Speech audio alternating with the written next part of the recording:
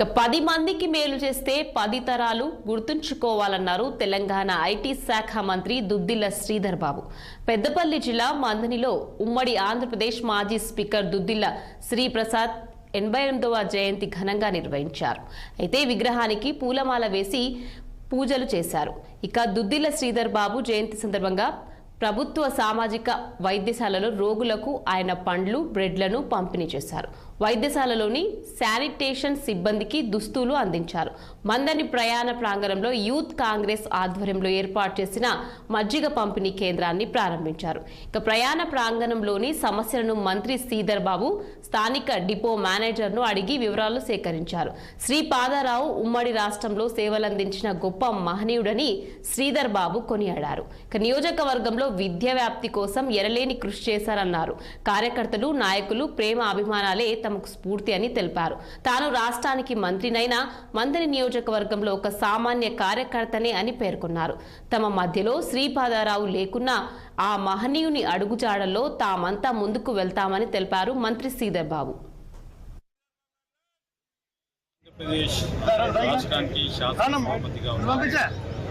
ఆనాడు ఉమ్మడి రాష్ట్రానికి సేవలు అందించిన మహనీయులు, ఈ ప్రాంతానికి వన్నె తెచ్చిన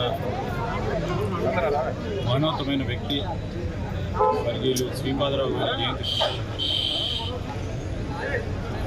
నియోజకవర్గానికి సంబంధించిన ఆ కాంగ్రెస్ పార్టీ నాయకులు, కార్యకర్తలు, వారి అభిమానులు వారికి గొప్పగా నివాళులు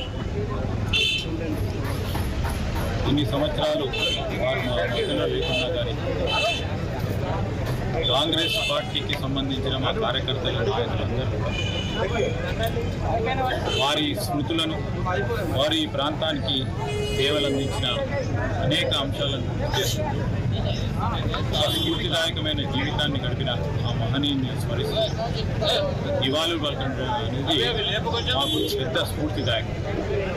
ఎందుకంటే రాజకీయంలో వారు చనిపోయిన తర్వాత, మేము వచ్చిన తర్వాత మా కార్యకర్తలు, నాయకులు అందిస్తూ ఉన్న స్ఫూర్తి, మోటివేషన్ 10 మందికి మేలు చేస్తే 10 తరాలుగా గుర్తుపెట్టుకునే విషయాన్ని వారు ఎల్లప్పుడూ కూడా జయంతి సందర్భంలో, అదేవిధంగా వర్ధంతి సందర్భంలో అదే ప్రేమాభిమానంతో మా కార్యకర్తలు